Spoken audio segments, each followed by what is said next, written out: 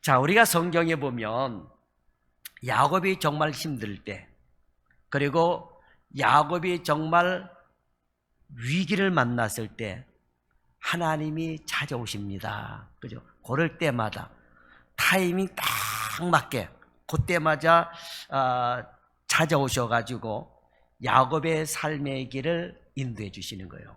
인도해 주십니다. 저와 여러분도 그렇게 하나님의 인도하심을 지금까지 받은 줄 믿습니다. 저도 지나온 삶을 돌아보게 되면 타이밍에 딱 맞게끔 하나님이 인도하셨다고 하는 것이 참 많이 생각이 나고, 정말 지금까지 살아왔던 것이 은혜였구나 하는 것이 다시 한번 느껴질 때가 있습니다. 자, 야곱의 인생이 험난한 인생을 살았지만 왜 험난한 인생을 살았습니까? 그 이유는 본인이 잔꾀를 부리며 살았기 때문이에요.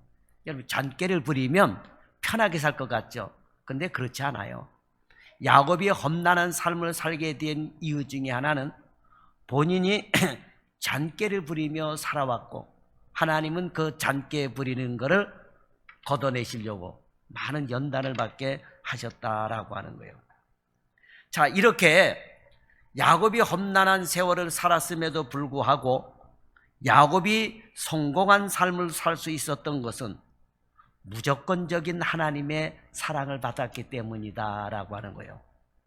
야곱이 뭐 똑똑해서 수완이 좋아서가 아니에요, 여러분. 무조건적인 하나님의 사랑을 받은 것입니다. 자, 여러분, 사람이 성공하기 위해서 가장 중요한 요인이 무엇이라고 생각하십니까? 성공하려면 가장 중요한 게 뭘까요? 돈, 명예, 그 어떤 백, 그런 걸까요? 그렇지 않습니다. 지식이나 돈보다, 명예보다 관계성이에요. 관계성이 좋아야 돼요. 사람과 사람과의 관계성이 좋아야지 되는 것입니다. 사람은 살면서 관계성이 좋아야 돼요. 어떤 사람은 이 관계성을 깨트리는 사람이 있거든요. 자기가 잘나서 사는 줄 안단 말이에요. 이 관계성을 깨트리는 사람이 있어요. 이 관계성을 절대로 여러분 깨트리면 안 돼요. 어떤 사람은 그래요. 뭘 조금 올라갔다라고 생각하면은 누가 날 도왔냐고, 내가 잘나서 내가 실력이 있어서 여기까지 왔지. 이렇게 함으로 인해서 관계성이 깨져가지고 한순간에 나락에 떨어지는 사람도 있어요. 관계가 깨지게 되면요, 절대로 성공할 수 없습니다. 그래서 여러분들은 이 사람과의 관계성을 굉장히 중요하게 여겨야 돼요. 식구끼리 관계성, 이웃끼리의 관계성, 이 관계성이 둬야 돼요. 내가 신앙생활만 잘하고 좋으면 됐지, 뭐 사람하고 무슨 좋은 관계 가질 필요가 있나? 내가 열심히 기도하고, 내가 언제 열심히 예배드리고, 내가 신앙생활 잘하면 되지.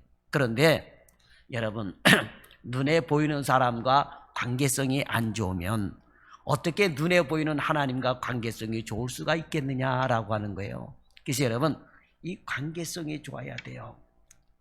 관계성만 좋으면 지식이 없어도 돈이 없어도 성공할 수가 있는 것입니다. 그러나 관계성이 좋지 못하면 인생은 한순간에 나락으로 떨어진다라고 하는 거예요. 그런 사람들이 많아요. 특히 우리 그리스도인들은 하나님과의 좋은 관계성을 유지를 해야 돼요. 하나님과의 좋은 관계성을 유지해야 됩니다. 자, 하나님과의 좋은 관계성을 유지해야 하는 것은 오늘 본문 말씀을 통해서 보면 삶을 정결하게 하고 모든 우상을 버리는 것입니다. 하나님이 싫어하는 것을 버려야 돼요. 그래야 하나님과 관계가 좋아지게 되는 것입니다. 한마디로 사람과는 인맥이 중요하지만 하나님과는 신맥이 중요한 거예요. 신맥. 그죠? 인맥만 중요한 것이 아니라 신맥도 중요하다라고 하는 거예요. 세상 사람들은 인맥을 굉장히 중요시 여기거든요. 그러나 저와 여러분은 신맥을 더 중요시 여겨야 될 줄 믿습니다. 인맥이 타락하면 부정부패하고 죄를 짓지만 하나님과의 신맥이 올바르면 죄에서 구원함을 받게 되는 것입니다. 그러므로 관계성도 누구하고 맺느냐 하는 건 정말 여러분 중요해요. 관계성을 누구하고 맺느냐, 이거 진짜 중요해요. 노름하는 사람하고 관계성 맺으면 그 노름하는 사람을 끌어낼 수 있을까요? 아니면 내가 노름판에 들어가게 될까요? 내가 노름판에 끌려가게 돼요. 그죠? 도둑질하는 사람하고 사귀게 되면은 나도 도둑질하는 데에 최소한 못해도 망이라도 봐주는 그런 역할도 한단 말이에요. 그러니까 누구하고 관계성을 갖느냐 굉장히 여러분 중요합니다.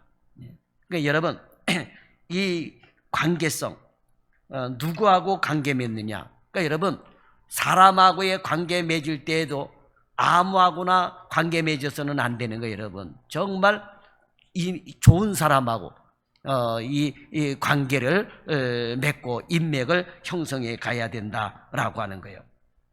자, 공부도 기술도 사업도 심지어 노래도 또는 연극 그 연극하는 배우들 있잖아요. 탤런트라든지 이런 것도 도와주는 사람 없으면 성공할 수가 없어요. 누군가는 여러분 도와줘야 되는 거예요. 공부도 누군가는 날 도와줘야 되잖아요. 내가 혼자 뭐 날 도와주는 사람이 없는데 비록 돈을 내고 배웠어도 누가 나를 도와주는 사람이 없는데 내가 뭐 공부를 척척척척 해나갑니까? 그렇잖아요. 영어 공부를 하더라도 영어를 할 수 있는 좋은 선생을 만나야지 되는 거예요. 그렇지 않습니까? 우리가 한글을 공부하더라도 그냥 내버려 두면 애가 한글을 잘 띱니까? 그렇지 않거든요. 누군가는 말은 할 수 있겠죠. 그러나 그런 누군가는 가르쳐줘야지 된다라고 하는 거예요. 혼자 자수성가했다고 해도 그 과정에는 분명히 희생하고 도와주는 사람이 있기 마련입니다. 그런데 큰 인물, 큰 일을 하려면 이렇게 나를 도와주는 사람이 다병면하게 많아야 된다라고 하는 거예요.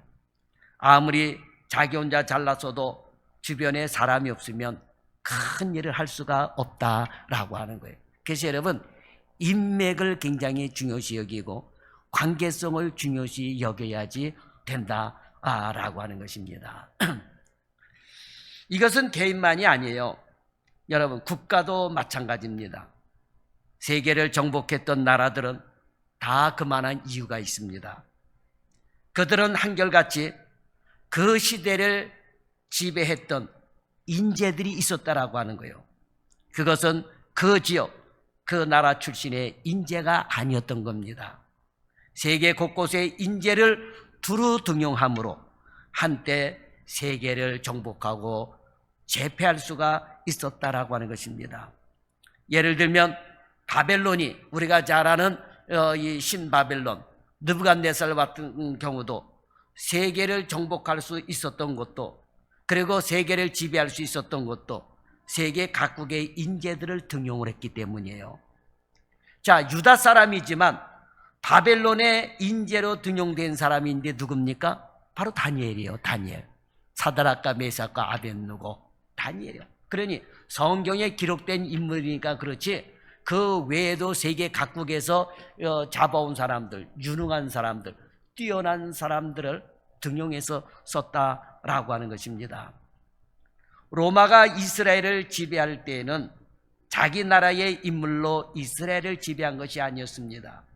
이스라엘의 인재를 등용해서 큰 탈 없이 이스라엘을 이끌어가게 하였고 각국의 특성에 맞게 그 나라의 제도를 인정했다라고 하는 거예요.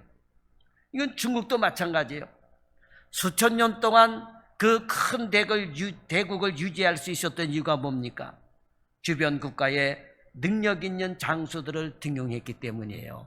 우리가 삼국지만 보더라도 그 조조라든지 유비라든지 송건이라든지 하는 사람들을 보게 되면 어때요?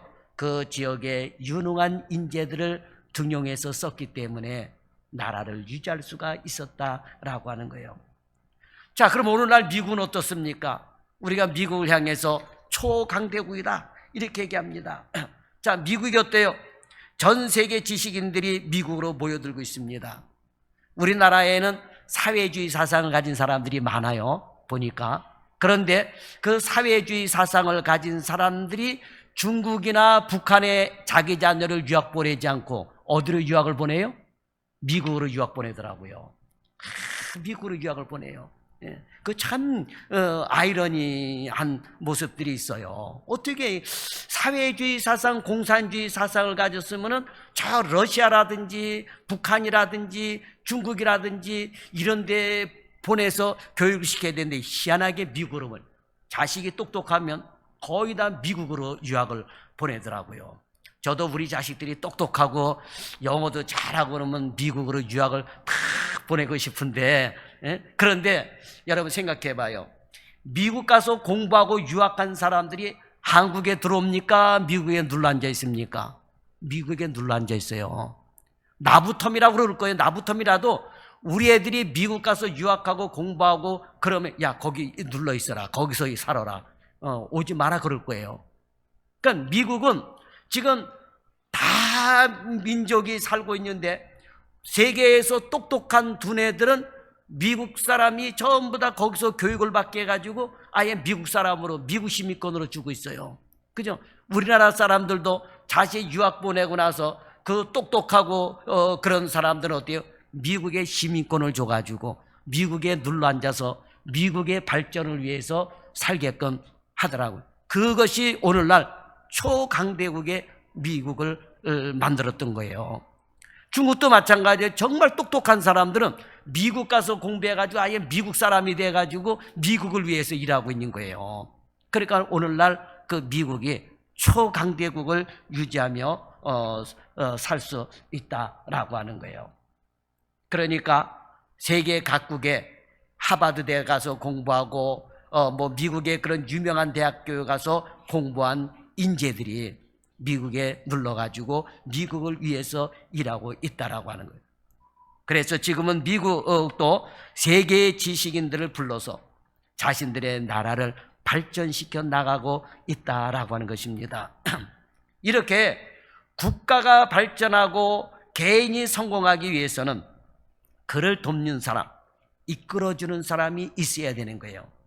그런 사람이 있다면 그는 정말 가장 행복한 사람이다라고 하는 것입니다. 오늘 본문을 보면 위급한 상황에 있는 야곱을 하나님은 찾아오시고 도와주시고 회복시켜 주시고 계십니다. 그래서 야곱은 정말 행복한 사람인 것입니다. 그래서 신명기 33장 29절에 보면 이스라엘이여 너는 행복한 사람이로다. 여호와의 구원을 너같이 얻은 백성이 누구냐? 그는 너를 돕는 방패시요 내 영광의 칼이시리로다. 내 대적이 내게 복종하리니 내가 그들의 높은 곳을 밟으리로다 하셨습니다. 자, 그런데 우리 하나님께서는 오늘 우리에게도 야곱처럼 사랑하시고 도와주시고 우리의 보혜사가 되어주셔서 이끌어주고 계시다라고 하는 것입니다. 자, 본문을 통해서 좀 더 자세히 이 야곱의 하나님을 우리가 바라보게 되면 첫째로 하나님은 야곱이 멸망당할까 두려워 떨 때에 찾아오셨습니다. 아들들의 잘못으로 인해서 내가 주변 족속들에게 우리 집안이 몰살당할 것 아니냐 이런 두려움에 사로잡혔을 때 하나님께서 찾아오셨습니다. 자, 야곱이 가나안 땅에 터를 잡고 이제 살만해졌는데 앞장 30절에 보게 되면 아들들의 잔인한 살육으로 인해 자기의 목숨과 집안이 멸문당할 것을 두려워했던 것입니다. 이렇게 인생은 쉼없이 파도를 치는 바다처럼 어려움을 넘기면 또 다른 어려움을 만나게 되는 것입니다. 자, 인생을 돌아보면 위기를 잘 넘긴 경우도 있지만 위기 앞에 속수무책으로 손을 놓아버리는 경우도 있다라고 하는 거예요. 뭐 방법이 없으니까 어떻게 하겠습니까? 그잖아요. 가끔 장례식장에 가보면 목놓아 통곡하는 사람들 가운데 넋두리 할 때 이렇게 넋두리 하는 사람이 있어요. 이제 살만하니까 갔다고. 예, 이제 살만하니까 날 두고 갔다고 하면서 펑펑 우는 사람이 있어요. 그죠? 그런 얘기 많이 들어봤거든요. 그죠? 살만하니까 위기가 오게 되고 죽게 되는 거예요. 지금 야곱도 마찬가지예요. 지금 이스라엘이란 이름을 가지고 하나님의 나라의 깃대를 딱 꽂아서 이제 좀 강한 나라를 세워가며 살아볼까 그랬는데 지금 거기서 못 살게 된 거예요. 지금 살 수가 없는 입장이 돼버린 거예요. 예. 보통 사람들은 질병에 대한 고난이 왔을 때 그 질병에 대한 고난을 대처하는 방법으로 뭐를 찾습니까? 보험을 찾아요. 보험. 그죠? 그래서 병원에 가서 치료받을 때도 의사가 제일 먼저 하는 말이 뭐예요? 보험이 있습니까? 물어봐요. 자, 뭐 실손이 있습니까? 보험이. 그 보험 있느냐에 따라서 치료해주는 방법이 다른 거예요, 보니까. 아유, 나는 뭐 실손도 없고, 뭐, 그냥 의료보험만 있습니다. 하게 되면 거기에 맞는 걸로 하고 있고. 아이고, 실손이 있습니다. 그러게 되면 그냥 안마해주는 게 다르대요. 안마해주는 게. 그냥 치료하는 것이 다르다라고 하는 것이죠. 그러나 보험은 질병이라는 죽음이라는 고난을 해결하는 근본적인 해결책이 못 됩니다. 아니, 보험을 있어서 돈이 많이 들어와도 물론 치료받겠지만, 그러나 여러분, 죽음이라고 하는 것, 고통이라고 하는 것, 이게 근본적으로 해결될 수 있는 것이 아니다라고 하는 거예요. 그래서 우리 성도는 세상에 그 무엇보다도 온 우주 만물의 주인이신 하나님의 보호를 받아야 돼요. 하나님이 우리의 보호회사가 되어줘야지 된다라고 하는 것입니다. 자, 야곱을 보세요. 야곱은 인생에서 가장 어려운 시기에 하나님께서 찾아와 주셔서 문제를 해결할 수 있었습니다. 에서를 피해 도망갈 때 찾아오셨고, 외삼촌 라반의 집에서 어려움을 당할 때도 수시로 찾아오셔서 문제를 해결해 주셨습니다. 그리고 바단 아람에서 가나안으로 갈 때에 야복강으로 찾아오신 하나님께서 형과의 만남도 해결해 주셨습니다. 오늘 본문은 어떻습니까? 겉으로 보면 문제를 자식들이 버려놓은 것 같지만 사실 이 문제도 야곱의 미숙한 대처로 생겨난 것입니다. 어쨌든 야곱은 34장 30절에서 그들이 모여 나를 치고 나를 죽이리니 그리하면 나와 내 집이 멸망하리라 라는 말대로 가족이 전멸할 위기에 놓인 것입니다. 아들들이 디나가 강간당한 문제를 해결하기는커녕 더 큰 위험에 빠뜨리고 말았다라고 하는 거예요. 한마디로 말해서 내가 해결해 줄게, 내가 해결할게 해놓고는 문제를 더 크게 만들어버렸다라고 하는 거예요. 그렇죠, 여러분? 우리 옆에 사람들 보면 그러잖아요. 내가 무슨 문제가 있으면 해결해 줄게 해놓고는 더 크게 문제를 만들어 놓고 도망가는 사람들 있잖아요. 그죠? 그러니까 내가 문제를 해결해 줄게 라고 나서는 사람은 조심해야 되는 거예요. 우리는 문제가 있을 때 어떻게 해야 됩니까? 하나님 앞에 엎드려 기도하는 성도가 되어야 될 줄 믿습니다. 자, 이렇게 자식들이 문제를 해결하기는커녕 더 큰 문제를 만드는 이때에 하나님은 야곱을 찾아오셨습니다. 어려울 때마다 찾아오신 하나님께서 야곱의 어려움을 보시고 다시 또 야곱에게 찾아오셨다라고 하는 거예요. 하나님은 야곱의 삶을 따라다니시면서 문제를 해결해 주고 계시는 거예요. 자, 여러분, 마치 이것은 자녀가 어디 가서 일을 저지르고 부모가 뒤치다거리 하는 부모들 있잖아요. 자식이 문제를 일으켰을 때 우리 교회 성도들을 보면 자식들이 크게 속썩이지를 않아요. 그죠? 뭐 여러분 보면 자식 뒤따라다니면서 뭐 문제 해결하고 그런 일 있습니까? 거의 없어요, 내가 볼 때는. 그러나 자식이 속을 새기고 문제를 일으켜가지고 부모가 쫓아다니면서 뒤치다거리 하는 사람들이 있어요, 아이들이. 근데 야곱의 경우가 그런 거예요. 야곱의 경우가 가는 곳마다 문제를 일으켜가지고 이 하나님께서 야곱의 뒤를 따라다니시면서 지금 뒤처리를 해주고 계시는 거예요. 여러분 가만히 성경 읽어봐봐요. 모든 문제는 야곱이 다 일으켜놓은 거예요. 그 가족들이 일으켜놓고. 그런데 그때마다 하나님께서 문제를 해결해 주시려고 찾아오셨다라고 하는 거죠. 자, 오늘 본문 1절에도 보세요. 하나님이 야곱에게 이르시되 일어나 베델로 올라가서 거기 거하며 내가 내 형 에서의 낯을 피하여 도망하던 때에 내게 나타나던 하나님께 거기서 제단을 쌓으라 라고 말씀하셨어요. 하나님께서 야곱에게 문제가 있을 때마다 나타나시는데 그 이유가 무엇입니까? 이유는 무슨 이유겠습니까? 그냥 사랑하기 때문에 그러는 거예요. 여러분, 자식이 문제를 일으킵니다. 부모가 따라다니면서 지티닥거리 해줘요. 왜 지티닥거리 해줍니까? 속상해도 내 자식이기 때문에, 사랑하기 때문에 문제 해결해 주려고 가는 거예요. 그렇죠, 여러분? 다른 이유 없어요, 여러분. 하나님께서도 야곱이 그냥 사랑스러우신 거예요. 사랑스러우신 거예요. 이유가 없어요. 아니, 하나님이 에서는 미워하고 야곱은 사랑하신다는데 그건 뭐라고 그러겠어요, 여러분? 그건 뭐 어떻게 하겠습니까? 그렇잖아요. 예? 야곱을 도와주신 이는 야곱을 그냥 사랑하셨기 때문이다 라고 하는 것입니다. 사랑하는 데는 이유가 없는 것입니다. 굳이 이유를 대라면 사랑하기 때문에 뒤치다거리 해주는 거예요.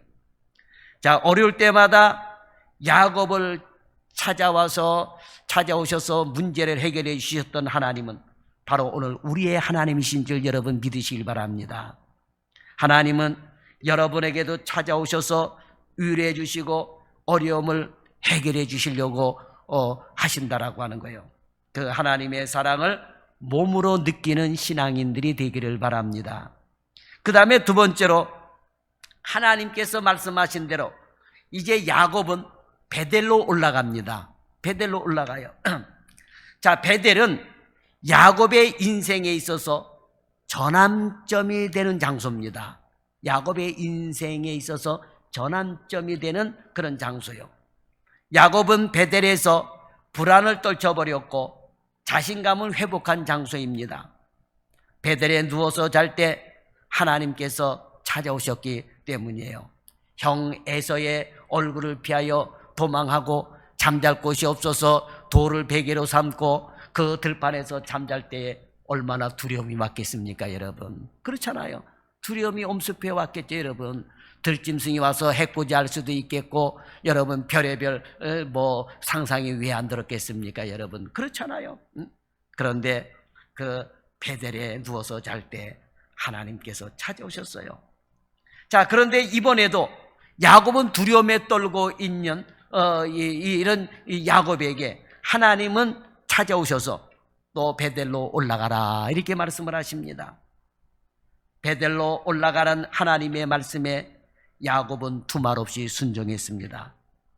베델로 올라가서 제단을 쌓으라고 하자 야곱은 그게 무엇을 뜻하는 것인지 잘 알았습니다. 에서에게 쫓겨갈 때에 하나님께서 찾아오셔서 제단을 쌓으라고 하셨고, 야곱은 하나님의 약속을 조건으로 그 베델에서 하나님의 전을 건축하겠다라고 서원하였던 것입니다. 그래서 야곱은 바로 자기 집 사람과 자기와 함께한 모든 자에게 이렇게 말합니다. 2절에 보면 너희 중에 이방 신상을 버리고 자신을 정결하게 하고 의복을 바꾸라라고 하는 거예요. 베델에 올라가서 이제 예배를 드리고, 베델에 올라가면 예배 드려야 되는 거예요. 제단을 쌓아야 되는 거예요. 그럴 때에 정결한 마음을 가지고 모든 우상을 버리고 또 의복을 바꿔 입어라 라고 하는 거예요. 베델로 올라가서는 야곱에게 있어서 첫 신앙을 회복하라고 하는 그런 말씀인 것입니다. 그래서 야곱은 하나님께서 제단을 쌓으라는 말씀이 무엇을 의미하는지 즉시 깨닫고 아내와 가족들에게 3가지 명령을 합니다. 3가지 명령을 해요. 그전에는 자기가 들에서 잠자다가 하나님을 천사들이 사다리가 내려오고 오르락 내리락 하는 것을 보고, 그리고 하나님의 음성을 듣고 그것을 베델이라고 그랬잖아요. 하나님의 집이라고 하는 그런 이름을 그곳에 지었던 것입니다. 그런데 하나님께서는 거기에서 네가 올라가라, 베델로 올라가라, 거기서 제단을 쌓아라 라고 한 거예요. 그러자 이제 야곱이 이 3가지를 명령을 하는데, 첫째는 모든 이방 신상들을 버리라고 하는 거예요. 아마도 이 신상은 라헬이 부친의 드라빔을 소유한 것일 수도 있고, 세겜의 집안을 몰살해서 노력해온 물건들 중에도 신상이 있을 수도 있다라고 하는 것입니다. 4절에 보면 그들에게서 나온 많은 신상과 귀걸이들, 귀고리 등을 야곱에게 주어서 세겜 근처 상수리 나무 아래 묵게 했다라고 하는 거예요.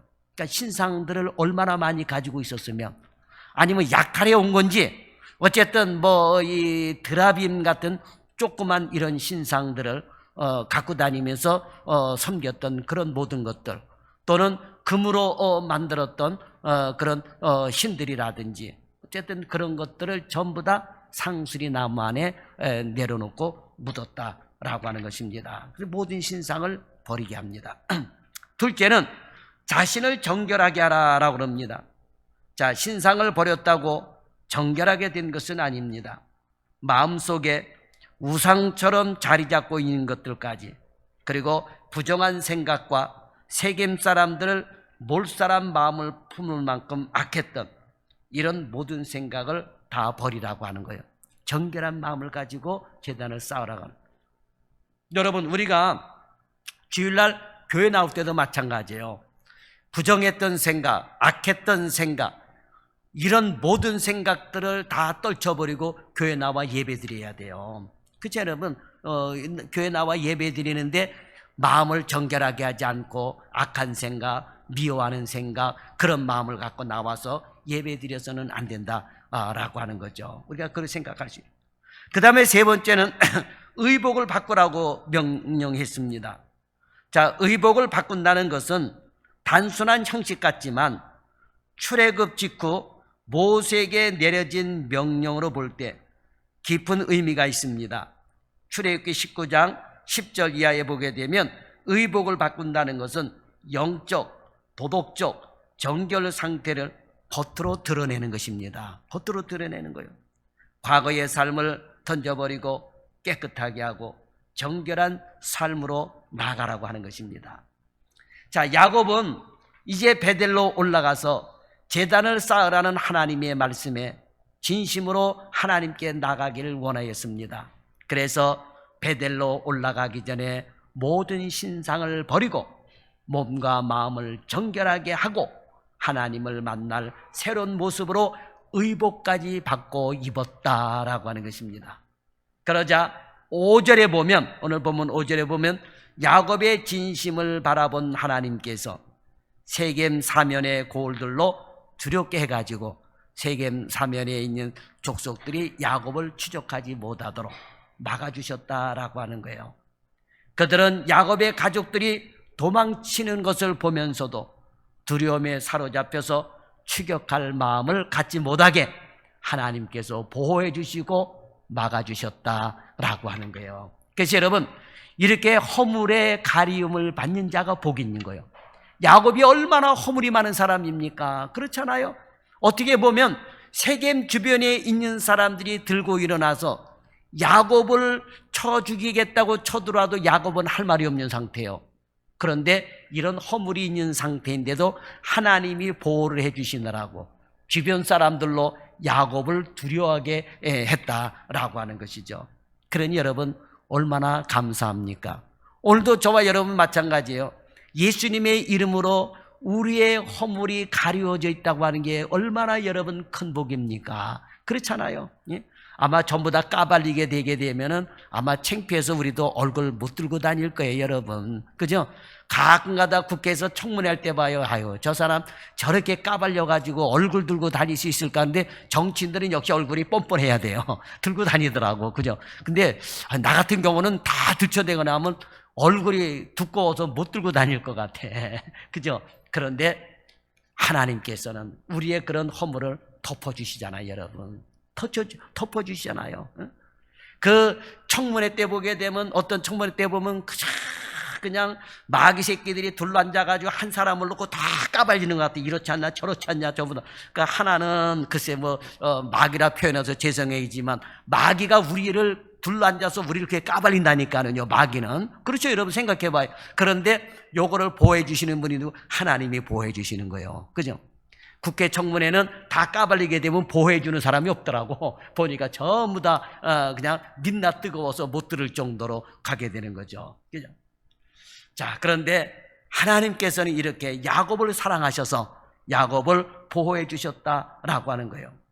자, 야곱은 하나님의 보호 속에 베델에 도착하여 하나님의 명령대로 제단을 쌓았습니다. 그가 거기서 제단을 쌓고 그것을 엘베델이라 불렀으니 이는 그의 형의 낯을 피하여 하나님이 그에게 거기서 나타나셨습니다. 그랬어요. 야곱에게서 보여지는 훌륭한 점은 하나님의 말씀에 즉각 순종했다라고 하는 거예요.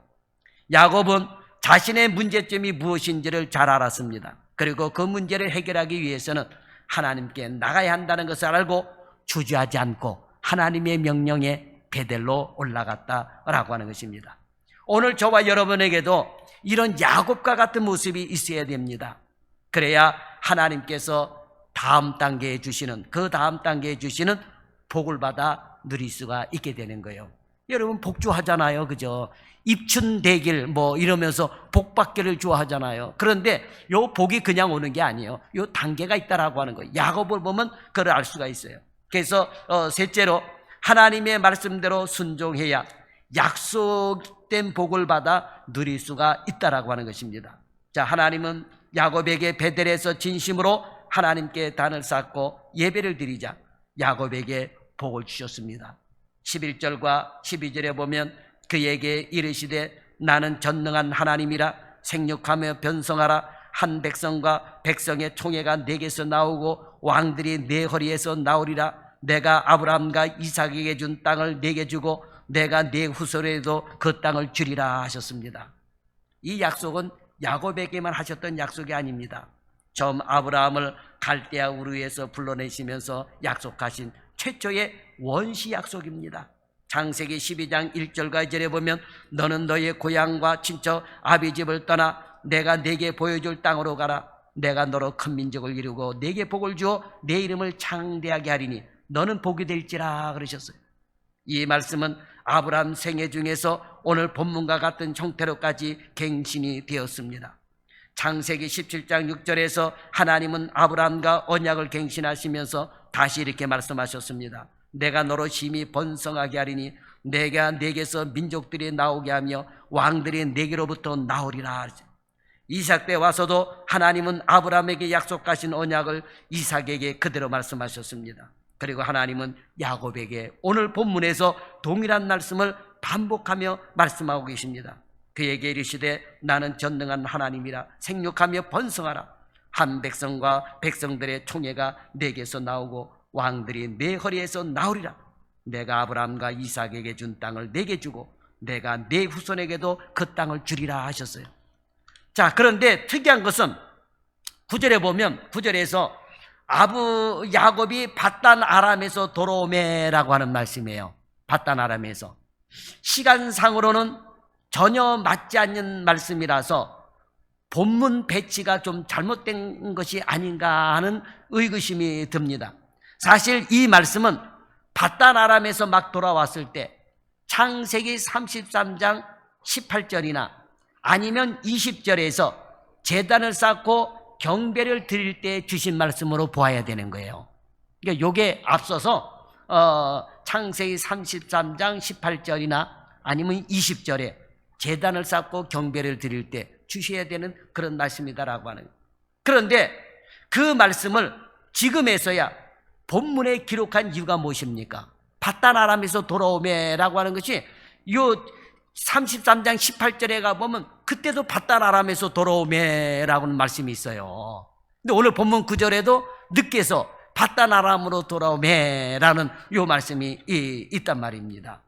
그러니까 오늘 본문에 기록한 것은 이미 밧단 아람에서 돌아왔을 때 이 말씀을 주셨지만 야곱이 지금 그 언약의 말씀대로 살지 못하자 하나님을 온전히 의지했던 당시 밧단 아람에서 돌아왔을 때를 기억하게 하시려고 다시 주신 말씀으로 우리가 봐야 된다라고 하는 것입니다.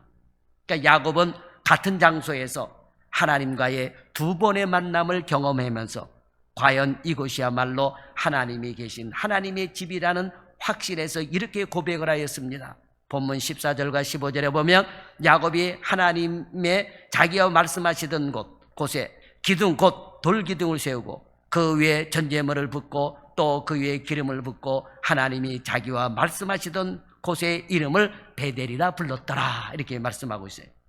과거의 베델 사건을 회상하며 감개무량해진 야곱은 오랜 세월 동안 흔적도 없어진 그 옛날 돌기둥 자리에 다시 돌기둥을 쌓음으로써 하나님께 대한 약속 이행을 다짐하였던 것입니다. 그리고 그 위에 전제물과 기름을 부음으로 헌신을 약속했던 것입니다. 하나님은 이렇게 위험에 빠진 야곱을 구해주시고 흔들릴 때마다 찾아오셔서 야곱을 다시 하나님의 사람으로 세워주셨습니다. 그런데 사랑하는 여러분, 그 하나님이 바로 저와 여러분의 하나님이시다라고 하는, 흔들리는 우리에게 이렇게 말씀을 주시고 예배를 드림으로 인해서 다시금 세워주시는 그런 하나님이시다라고 하는 거예요.